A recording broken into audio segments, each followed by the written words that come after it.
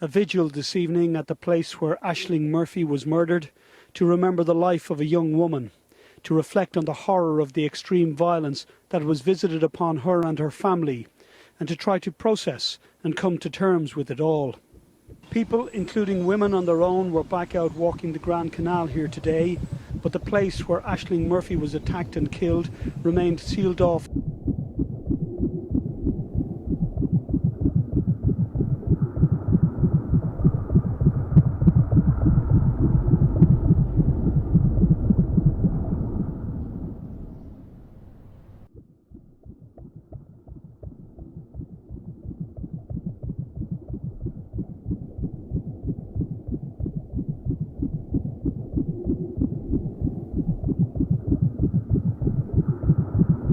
Person of interest has emerged in the case. He said, "I did it, I murdered, I am the murderer." No remorse, no empathy. Thought he could get off with murder.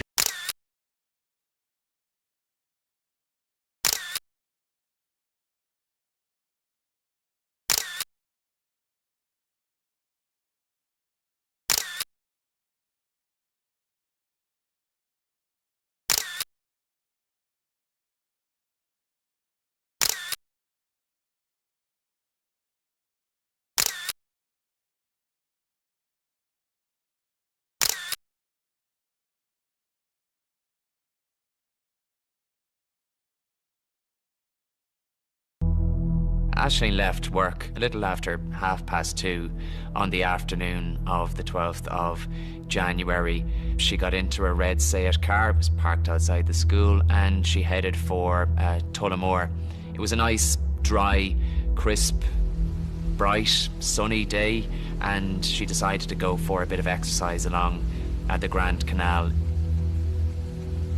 And she drove from Durrow towards Dangan car park, which is a car park along the stretch of the Grand Canal, and she was spotted on CCTV footage along that route.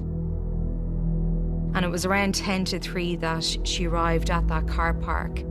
She pulled up in her car, got out of the vehicle, and she was wearing a pink bobble woolen hat. She was wearing a camogie tracksuit top, pair of leggings, a pair of runners. And her Fitbit timed the start of her walk at 14:51, and she started to walk in an eastward direction along the Grand Canal. She was on her own.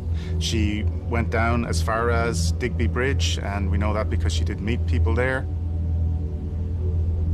And then she came back on herself and was heading back towards the car park. The data from her Fitbit shows her walking 1 kilometre, 2 kilometres, and by 3:20 she'd walked 3 kilometres. Then at 3:21, the data on the Fitbit goes haywire. Everything becomes erratic and volatile, and Ashling's heart rate begins to decrease. It was 120 when she was walking along the canal. It went down to 100, 80, 60, and by 3:31, there was no heartbeat at all.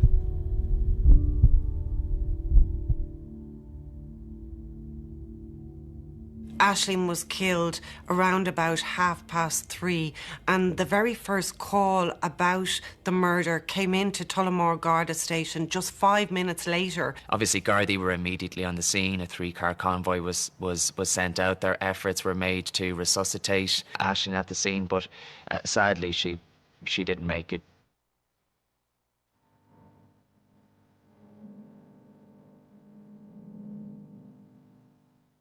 At the time of her death, Ashling Murphy, she was 23 years old. She had recently graduated as a primary school teacher from Mary Immaculate College in Limerick, and she started working in Durrow National School in March 2021, around 9 months before her death. She was described by many, including I think the principal of the school, as a real inspirational teacher. She was someone who was loved by all her first-class pupils. Her whole family was really seeped in traditional music. They performed at FLAs and at music festivals right across the country. She had a deep love for traditional music. She was a very talented and very accomplished traditional musician. She played the fiddle. That was her instrument of choice.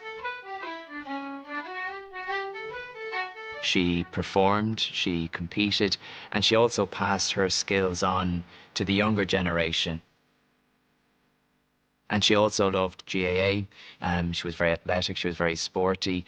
Teachers who taught her when she was young described her as fearless when she took to the sports field. She loved camogie in particular. She played for her local club, Kilcormac Killahy. She just seemed like a really down-to-earth, genuine person. I think like so many people around the country after she died really resonated with Ashling Murphy, because we all know an Ashling Murphy. She's a sister, she's a girlfriend, she's a cousin, she's a friend, and she was all of those things to so many people. She was 23 years of age, so young, her whole life ahead of her, but you did really get the sense that she had already touched many lives, and even after she had passed away, she touched even more. We know on the Friday after she died, there was a vigil held in Tullamore, and hundreds of people turned out that evening. And I remember seeing the pictures of her family, very poignant scenes of them walking along the stretch of the Grand Canal, kind of retracing Ashling's last steps, all the while the crime scene tent was still up at that point.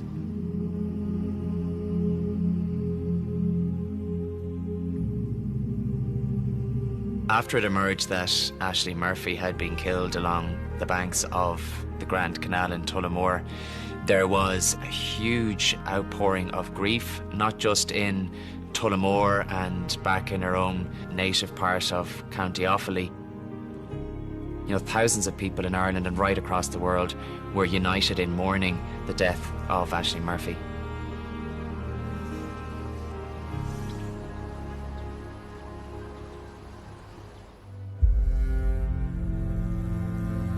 I think the reaction was just one of absolute shock, horror, anger. I think people just really could not believe that this could happen to a young woman. Seemingly, it was known at the time, a random attack. A young woman who had just gone out in the middle of the afternoon to go do some exercise. And in a town like Tullamore, which would have been a very tight-knit community, and I think people were just horrified at the horrendous nature of Ashling's death. Ashling was a young woman with her whole life ahead of her, and for it to be robbed so seemingly thoughtlessly, needlessly and so cruelly really sparked something in people. I think everyone imagined Ashling, she could be their friend, their daughter. People could really relate to Ashling. You know, people everywhere were thinking this could have happened to anyone's daughter, anyone's sister, anyone's brother. Young women were thinking, you know, this could have been me, and a lot of them could have been thinking I could have been in that scenario, and loads of people would have gone out for a run on any given day and think, you know, it could have ended like this. To think that something like this could happen to a young woman in Ireland was bad enough, but to think that it could happen, you know, at the hands of a complete stranger, while this young woman was out exercising in the middle of the day, it really terrified people. And also, you know, in the immediate aftermath, there was a fear out there that there was a killer on the loose. Gardaí immediately launched a murder investigation, and a crime scene was designated along the stretch of the Grand Canal where Ashling's body was found in the ditch. It would have been sealed off. The Garda Technical Bureau would have carried out forensic examinations of that scene in the immediate aftermath of the fatal assault. We've established an incident room at Tullamore Garda Station with a team of over 50 Gardaí assigned to the investigation. Personnel from the National Specialist Units, including the National Bureau of Criminal Investigation, have been assigned to the investigation. No stone will be left unturned in bringing this perpetrator of this crime to justice. The incident room down in Tullamore was a hive of activity. It was all hands on deck. The investigation to Ashling's murder was in full flow. Gardaí from right across the region were being drafted in. Between 500 and 1,000 jobs were dished out to various members of An Garda Síochána of that investigation team. Gardaí also wanted to use the media as best they could to try and get information out there and to appeal for information from the public. And part of that was that they issued a photograph of the bicycle that was found close to Ashling's body. A key part of the investigation, that Falcon storm bike with distinctive markings and those green fork fronts, as I said, a key element of this investigation. They wanted to speak to anyone who saw this bike in the vicinity of Tullamore on the day of Ashling's death. The guards put out a call for anyone who'd seen that bike. They also had a pretty good description of the man in the ditch with Aisling. That was from 2 eyewitnesses who were running by at the time.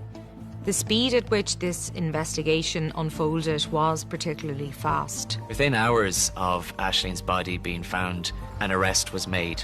And this happened on the back of the description. By that evening, the guards had a suspect in custody whom they held for 24 hours. He told Gardaí what his alibi was, and Gardaí continued with their investigations, and a big part of that was DNA testing. So at her post-mortem, the pathologist had taken samples from underneath Ashling's fingernails, and those samples were analysed. Gardaí compared that DNA sample to the man that they had arrested, and they found that he wasn't a match. And that was a big setback for the investigation, because that really showed that the person they had arrested was not the person who was responsible. He had nothing to do with what happened to Aisling. He was completely excluded from their inquiries. And with him released from Garda custody, the stark reality was that her killer was still on the loose.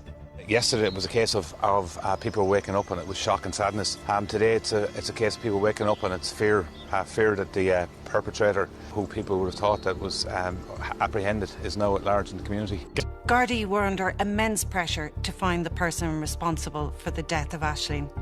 As the investigation into her death continues, it's also understood that a new person of interest has emerged in the case. Gardaí in Blanchardstown became aware that a man had presented at St James's Hospital in Dublin. This man was claiming that he had been stabbed in Blanchardstown, so a number of Gardaí went to St James's Hospital to speak to him.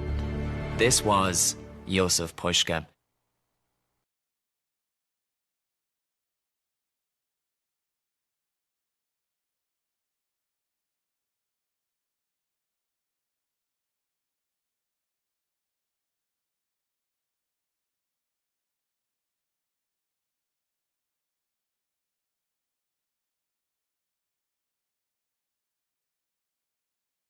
Major development in the investigation into the murder of Ashling Murphy. Gardaí here in Tullamore have a new person of interest in their sights. It's understood that he is under surveillance in a hospital. The morning after Ashling Murphy was murdered, Gardaí in Dublin received information a man had presented at St James's Hospital in Dublin with apparent stab wounds. Gardaí from Blanchardstown, when they hear that this person has allegedly been stabbed in Blanchardstown the previous day, they come to speak to him, to ask him, get details, find out what exactly happened. 2 Gardaí were dispatched from Blanchardstown to interview him about the incident, and at that stage they believed he was a victim of a crime. So the Gardaí went into the A&E department of St James's Hospital and they spoke with Jozef Puška. And during the course of that conversation, which took place with an interpreter on loudspeaker, Jozef Puška, obviously being from Slovakia, didn't have great English. And through the course of that conversation, Mr. Puška claimed that he had travelled up from Tullamore the day before. He claimed that he got a lift to Dublin as far as Euston Station, and from Euston Station he said that he got a taxi to Blanchardstown. When he got out of the taxi, he claimed that he was set upon by 2 men that he didn't know, and he had very limited descriptions of his 2 alleged attackers. He claimed one of them knocked him to the ground, and he claimed the other one stabbed him. And he said he doesn't know how, but he managed to make it back to his father's apartment in Crumlin.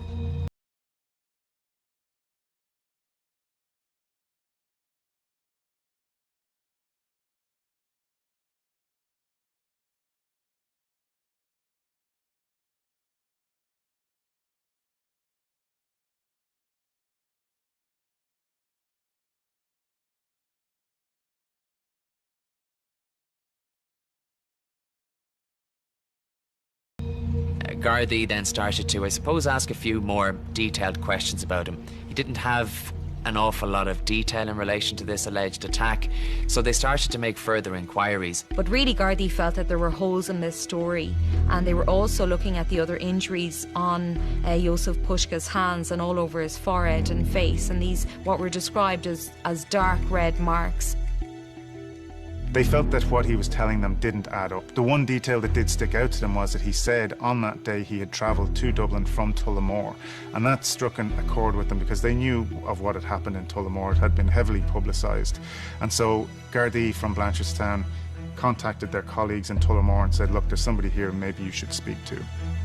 So Detective Sergeant Brian Jennings was one of the officers who was tasked to go to St James's Hospital from Tullamore to speak to Josef Puška. And effectively what he said is he wanted an account from Mr Puška of what his movements were on January 12th, 2022, the day of Ashling's murder. The detective and his colleague went to St James's Hospital on the evening of January 13th. Mr Puška, they were informed, was in theatre, or he had recently been in theatre, and he was in a recovery ward. They were not able to speak to him that evening. They came back the next day, just after midday, and they did get access to Josef Puška on that occasion. They were speaking to him with the aid of a translator, who again was on the mobile phone, and he told them about the incident that he said happened to him in Blanchardstown. So they listened to this story, and again, they thought there were a lot of holes. Finally, they asked him, do you have a bike? And he said, yes, I do have a bike, but I haven't had that bike for about 2 weeks. It was stolen from outside my house in Muckla. He was asked to describe the bicycle. He said that it was black at the back and that it was green at the front. And this certainly sounded very similar to the very distinctive bicycle that was found near Ashling Murphy's body. And at that point, Gardaí in Tullamore had obtained a warrant to seize Josef Puška's clothing in hospital.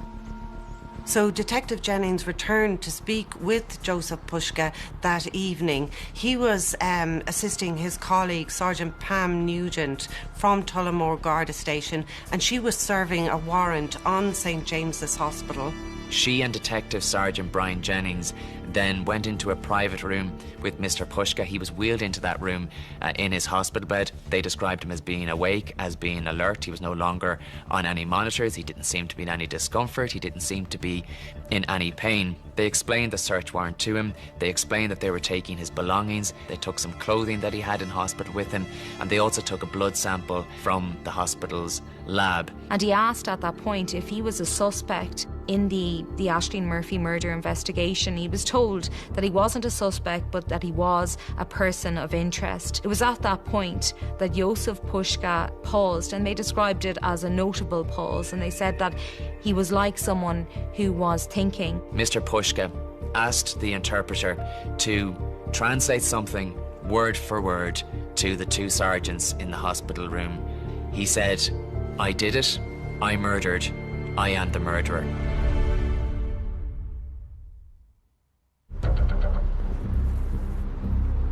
Things shifted very quickly because he was no longer a person of interest.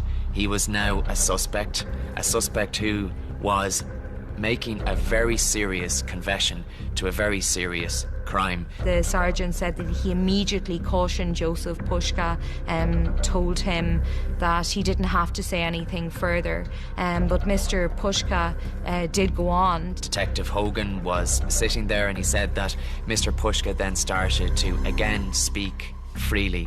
As soon as he started talking, Detective Hogan said that he told him that he didn't have to speak to him, that his solicitor was on the way, that they were making arrangements, but that didn't stop Mr Puška from telling him what he felt he needed to say. He started describing to the Garda how he had carried out the stabbing. Detective Garda told the trial that he did not ask Josef Puška to come forward with this information, but as Anne-Marie Lawler, prosecution counsellor, would later put it, opening the trial, she said that Josef Puška had come forward with information about how Ashling Murphy had died that at that point no one else knew, and she's described this as very significant. So Joseph Puska remained in hospital for a further 5 days after he had made that alleged admission. So on the 18th, he was due to be discharged from the hospital, and Gardaí had decided long before that as soon as he was to be discharged, they were going to arrest him. They handcuffed him and they put him in the back of a Garda car and they drove him to Tullamore Garda station. I was asked to go to Tullamore District Court on the day that Joseph Puska was due to be charged. Now, when I got there, he was still in Garda custody, so we didn't know at that point what stage, if he was going to appear that evening or not. We then gathered at the courthouse. There was a big media gathering there of reporters, photographers, TV crews, and we all witnessed the ugly scenes that transpired. When a person is held in custody on suspicion of murder, the law dictates that they either be released or charged by a certain time. If the DPP's instructions are that they be charged, they have to more or less appear in court almost immediately. So there was a very small window between Joseph Puska being released from his custody and appearing in court. He was in court about half an hour after the DPP instructed that he be charged. So the Gardaí didn't really have enough time to put in place a crowd control operation. A large group of people had assembled to demonstrate, I suppose, their anger about what had happened. He was escorted in by a number of Gardaí, and he was met with a barrage of insults. People were screaming at him, people were calling him names. Gardaí had to push people back as they tried to make a route inside the front door of the courthouse. And he was heckled as he was brought in to the hearing. It was a very brief hearing. Evidence was given of arrest charge and caution. He was wearing a COVID face mask and stood there in the dock. There were relatives of Ashling Murphy's family were standing at the back of the court, and they were holding up photographs of Ashling, and that's a scene I've never witnessed before in any courtroom. And at that point, the enormity of what he had done and the impact it was going to have on so many people, including his own family, must have hit home to him. It looked like a mob gathering outside at the courthouse, waiting for Joseph Puska. People were very angry, emotions were running very high. And there was a lot of noticeable, palpable anger there towards Mr. Puska because of what they believed he had done at that point. And then he had to be brought back out of the courthouse and back into that Garda van.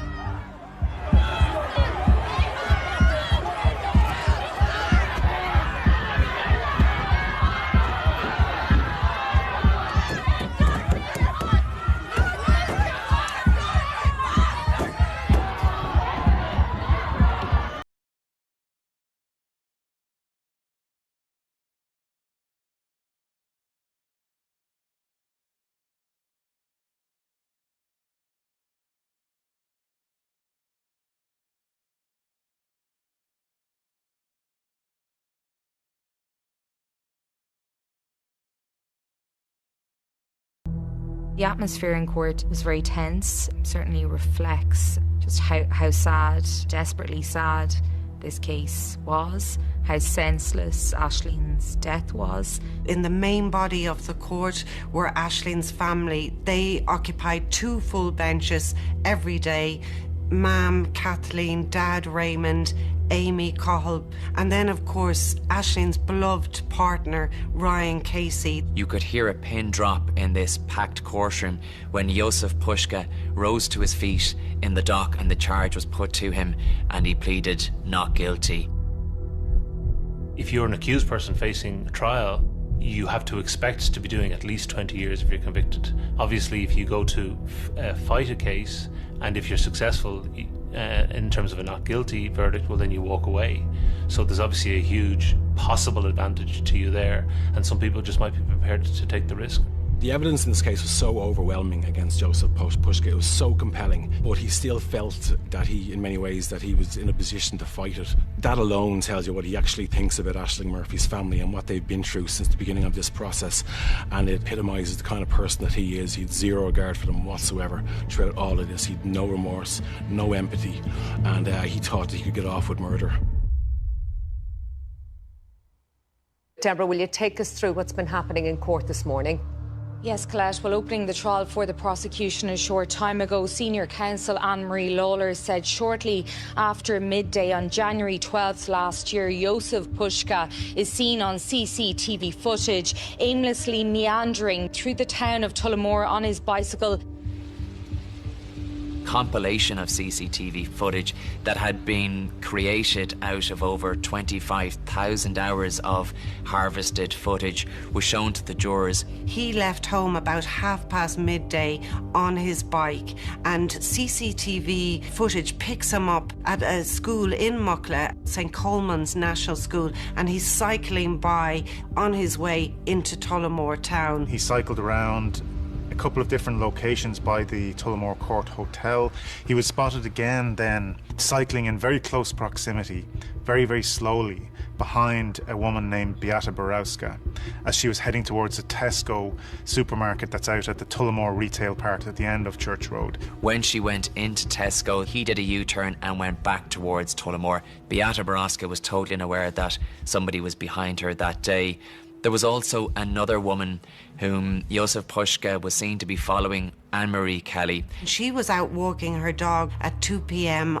She became aware of a man following behind her. Josef Pushka could be seen on this CCTV footage at the Church Road roundabout in Tullamore as Anne-Marie Kelly crosses that road with the dog heading towards the canal for her walk. Josef Pushka is seen crossing at roughly the same spot where she crossed the road and then cycling very slowly behind her. She kind of moved in on the footpath to give him an opportunity to pass her by, but she said that he didn't pass her by, he stayed cycling right behind her. So she walked on another little bit and she decided to stop then, again leaving a gap for this person to pass, and she said at that point he did pass, but as he passed he stared straight at her. She met Josef Pushka again that afternoon when she went to the Grand Canal to continue her exercise. She said that the encounter had made her feel uncomfortable.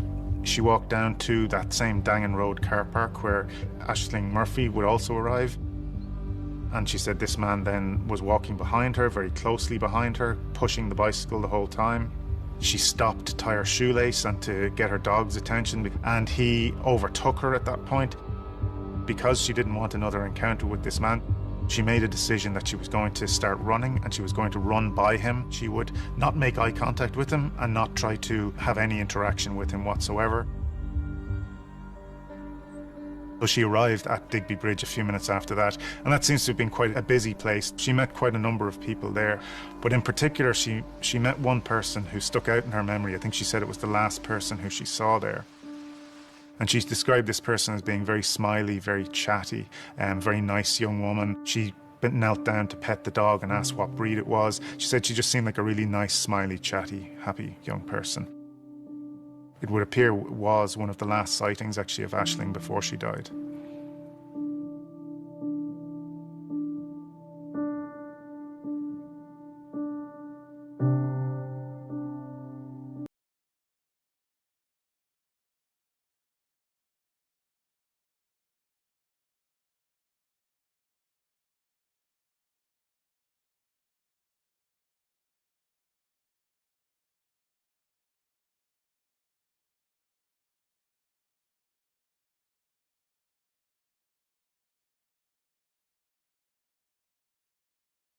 Jenna Stack and Aoife Marin were significant, crucial witnesses for the prosecution. Both primary school teachers also, they were going out for a run on the afternoon of January 12th, 2022.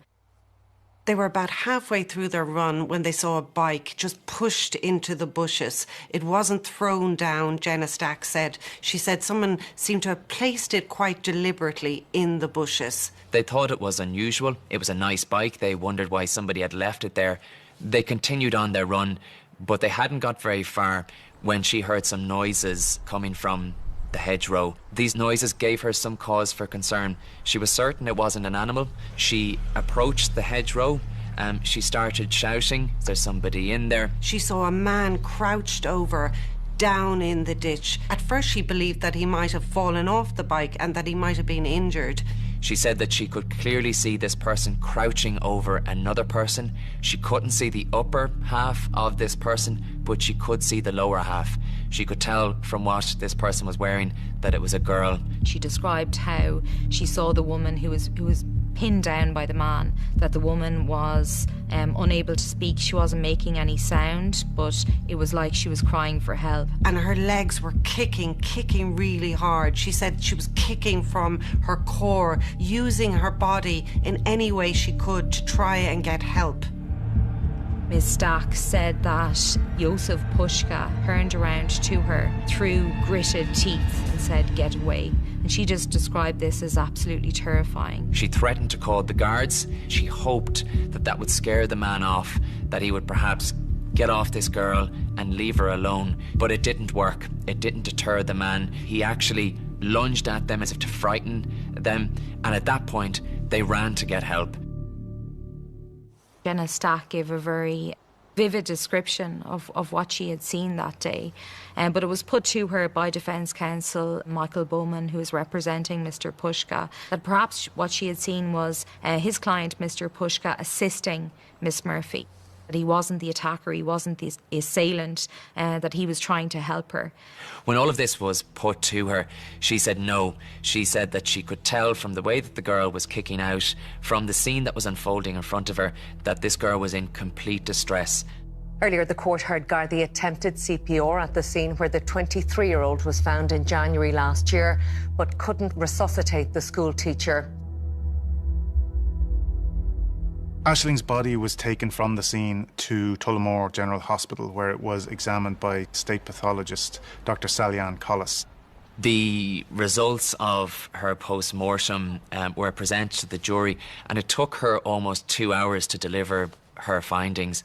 Such, I suppose, was the amount of injuries suffered by Ashling Murphy. Heartbreakingly, she said that Ashling may have had defensive wounds, that she had fought her attacker. She had fought Josef Pushka right up until the end. The pathologist had taken samples from underneath Ashling's fingernails, and those samples were analysed, and they returned a DNA sample. A number of items were removed from the crime scene to subsequently be forensically examined. A mountain bike was found close to the vicinity where Ashling's body was found. DNA that was a match for Josef Pushka was found on the handlebars and gear mechanism of the bike, and also a fingerprint that was a perfect match for his right ring finger was found on the underside of the saddle. It's very unusual for a defendant in a murder trial in Ireland to take the witness stand in their own defence. But that's what Josef Pushka did. He sat up in the witness box, he had his translator to his left-hand side. He was quite confident in what he was saying. His demeanour was even cocky. And he basically was asked by his defence barrister, Michael Bowman, to take us through the day of January 12th, 2022. He told what the prosecution would later put it as a cock and bull story. He said that he'd been cycling along the canal, minding his own business, trying to get a bit of exercise, when a person he did not know, who was wearing a COVID mask and dressed in black, started shouting at him and pushed Josef Pushka from his bike. He described the man stabbing him 3 times in the stomach. Ashling Murphy, he said, walked into this situation and she said something to this man, and Pushka described this person then turning his attentions to Ashling. According to Josef Pushka's story, this man then just ran away in the direction of the N52 and appears to have just disappeared. Pushka says that he then went over to Ashling. He tried to help her by pulling her scarf up over her injuries, but he realised he couldn't do anything for her, and so instead of trying to help her or trying to get any help for her, he climbed through those briars and those thorns and went off into a field. He was cross-examined by Anne-Marie Lawler. She picked holes in his story all over the place. She said to him, "You're an inveterate liar." Even when he was being led by his own defence counsel, Michael Bowman, his story was farcical, it was nonsensical. We know that the man who he claimed to have attacked him before attacking Ashling did not exist. This was a lie, so I think it's fair to say that those wounds were inflicted by himself. This man had made a confession. He had Ashling's DNA under his fingernails.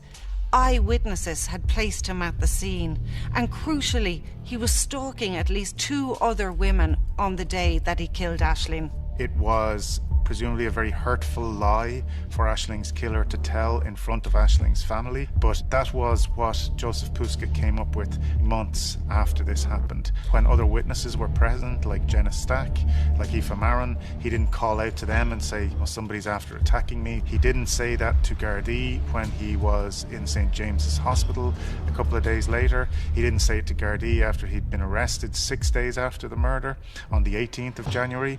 All he ever said was that he'd never seen Ashling before, never met her before.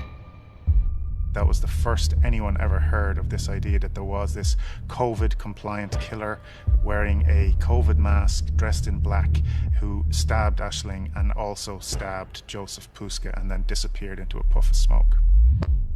The verdict is coming in a murder trial. There is a very tense atmosphere, and there was a tense atmosphere in courtroom 13 in the Criminal Courts Justice Building when it became clear that the jury had returned a verdict. By the time word filtered through the criminal courts of justice that a verdict was imminent, the jury had only been deliberating for about 2 hours. It was at about 2:05 when the juryminder came into court 13 to tell the registrar that the jury had a verdict. Ashling's family quickly filed back into the courtroom. They were in about a minute afterward, got out. Her mother, Kathleen, holding this beautiful framed photograph of Ashling, holding it tight. Josef Puska was then brought back in from the holding cell a few minutes later. The jury foreperson was asked if they had reached an agreement. He said that they had. He then handed over the issue paper to the registrar. Time froze as the registrar opened up that issue paper to reveal the juror's decision. Guilty. A word that Ashling Murphy's family had been waiting to hear for the best part of 2 years. In fact, 666 days since Ashling Murphy was stolen from them. There was an audible sigh of relief, I think, from the Murphy family. Overcome by emotion, they sobbed, they embraced each other. I noticed Kathleen raising Ashling's photo a little bit higher. It danced around the public gallery.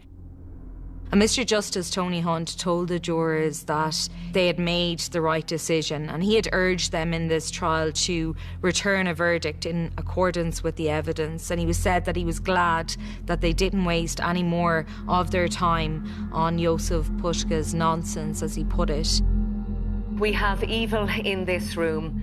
The words of the judge who presided over Josef Puska's trial moments after a jury found Puska guilty of murdering Ashling Murphy as she went for a run along the Grand Canal outside Tullamore in January of last year. Mr. Justice Tony Hunt also said there would be a day of reckoning for the accused. After the verdict was given in the murder trial, Ryan Casey and Ashling's brother Cahill came out onto the steps of the Central Criminal Court, and they faced a bank of cameras, tens of journalists, and they gave a very emotional and heartfelt statement. Ashling was subject to incomprehensible violence by a predator who is not known to her. While we do not glory in any conviction, we recognise the importance of holding accountable those who would commit such terrible atrocities. The judicial process cannot bring our darling Ashling back, nor can it heal our wounds. But we are relieved that this verdict delivers justice. It is simply imperative that this vicious monster can never harm another woman again. Ashling was a vibrant, intelligent and highly motivated young woman who embodied so many great traits and qualities of the Irish people and its communities. Her life had a huge impact on so many of those around her, and she was the epitome of a perfect role model for every little girl to look up to and strive to be. She was not only an integral part of our family, but she was also a huge shining light in our community. That was a very, very difficult thing for the family to do. They showed great strength and bravery by doing it. Directly behind them was row after row after row of family members and friends, all there in solidarity for the Murphy family, all there in memory of Ashling. That was the first time in 22 months that we got to see and hear from the Murphy family.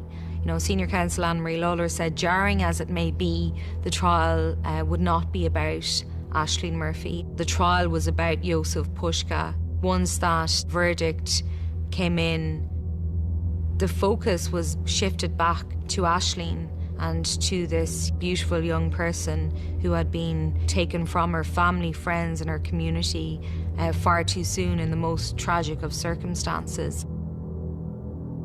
Mr. Justice Hunt said that he hoped that the family would give victim impact statements at Józef Puška's sentence hearing so that he and the court and the country could get a better flavour of who Ashling Murphy was. As Ashling's killer was jailed for life today, the young schoolteacher's boyfriend also delivered a powerful victim impact statement to the sentencing hearing, in which he turned directly to Józef Puška and told him he'd robbed him of the chance to marry his soulmate. Our house was alive with music every night as she played her fiddle. I miss her sweet music in our home. It breaks my heart.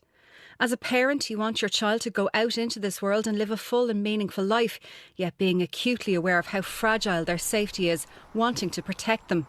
I couldn't protect my darling Ashling, and now she's gone forever. Ashling's name and her legacy will be remembered far beyond the name of her killer, and I think that her short life will be celebrated beyond her death. I suppose a lot of people were also asking, well, as a society, what can we learn from Ashling's death and what can we take from this and ensure that it does not happen again to another innocent victim? Particularly that this could have been anybody that we know. This could have been any one of our sisters or our daughters, our best friends. A lot of people kind of were seriously affected by it because it genuinely could have happened to anybody. The reaction to Ashling's murder did kind of light a fire under the government, and they did feel, rightly so, that they needed to speed up their reactions. We were just in the middle of developing a national strategy on domestic sexual and gender-based violence, and that was finalised in the months after Ashling's death. We now have an offence about stalking, and we also have an offence in relation to non-fatal strangulation. As of November 2023, an introduction of new laws and of tougher sentences in relation to gender-based violence and sexual violence and domestic violence. Ashling's death did really spur this country to have a conversation about violence. This is not about one bad apple and eradicating violence in that way. This is systemic and it comes from gender inequality. It's fueled by misogyny and it affects women at all stages of their lives. This needs to be a pivotal point, and violence against women needs to come to an end. However, since Ashling was murdered, 18 women have died violently, so I think Manny would also say progress has been made, but there is still a lot of work to be done. For many, many, many months, those conversations were silenced, but thankfully as soon as the jury came back with the correct verdict, it was able to bring the focus back to Ashling Murphy. She was a shining light in her community. Everybody knew her, and by all accounts, everybody loved her. The picture that is painted of her by her friends and family is of a really warm, open person, a person who wanted to give back, but also a serious person, a person who was serious about education, teaching them not only in the school in Durrow, but she also taught them at the weekends traditional music.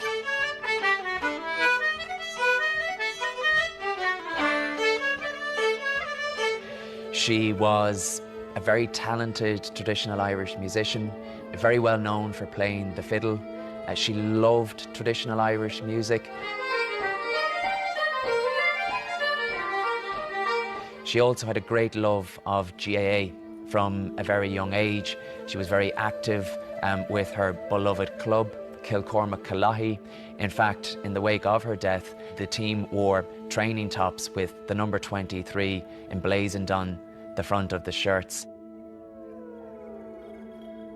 Ashling's memory will also live on, and her legacy will go on through the various funds that have been set up in her name, the scholarship that was set up at Mary Immaculate College, where she had just graduated as a primary school teacher.